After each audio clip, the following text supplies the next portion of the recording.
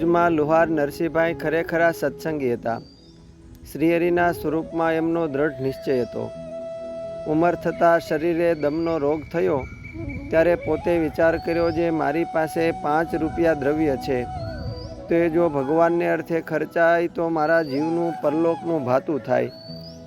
એમ વિચારીને શ્રી નરનારાયણ દેવના થાળ પેટે રૂપિયા જમા કરવા અને સાધુ પણ 500 જમાડવા, અને જ્યારે એકાદશી આવે ત્યારે સંતોને એકાદશીનું ફલાહાર કરાવવું અને બારસની પારણાની રસોઈ આપવી એવો પોતાના મનમાં ઠરાવ કર્યો. ત્યારે મંદિરમાં શ્રી ઠાકોરજી સહિત 25 સંતોના સીધા થતા. ત્યારે નરસિંહભાઈએ 2 માસ સુધી રસોઈ આપી. ત્યારે કુલ 4 થાળ થયા અને ચારેય રસોઈના થઈને કુલ 100 મૂર્તિ સાધુ જમ્યા. આમ પોતાનો સંકલ્પ પૂરો કર્યો. ત્યાર પછી એમને શરીરે થોડો દમનો વધારો જણાયો. ત્યારે પોતે પોતાના દીકરા તેજાભાઈને કહ્યું, જે તેજા, અહીં આવ, તને એક વાત કહું, તે સાંભળ.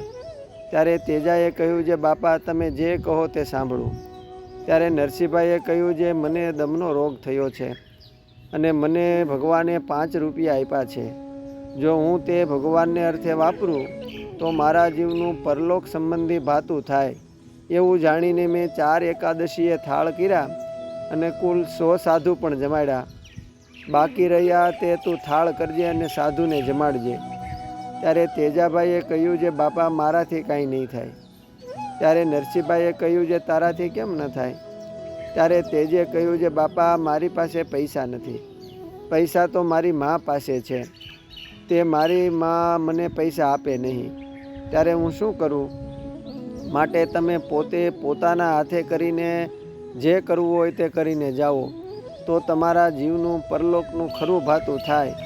જે હાથે કરીએ તે સાથે આવે. આ સાંભળીને નરસિંહભાઈએ કહ્યું, જે મારો દેહ તો નહીં રહે, 2 દિવસમાં પડી જશે. તે 2 દિવસમાં હું શું ઉપાય કરું?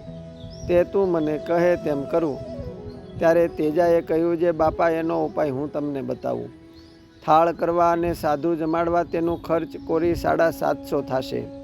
તે આપણે નરનારાયણના મંદિરમાં કોઠારી સાધુ છે, તે જેમ આપણે કહીશું તેમ કરશે. હું મંદિરમાં જાઉં અને કોઠારીને કહીશ, જે મારા બાપાને કોરી 750 મંદિરમાં આપવી છે. તે તમે સોનાનો સારો એવો હાર લઈને સાધુ 5 મૂર્તિ ભેળા ચાલો. તે મારા બાપને દર્શન થશે અને તે હાર મારા બાપના હાથમાં આપજો.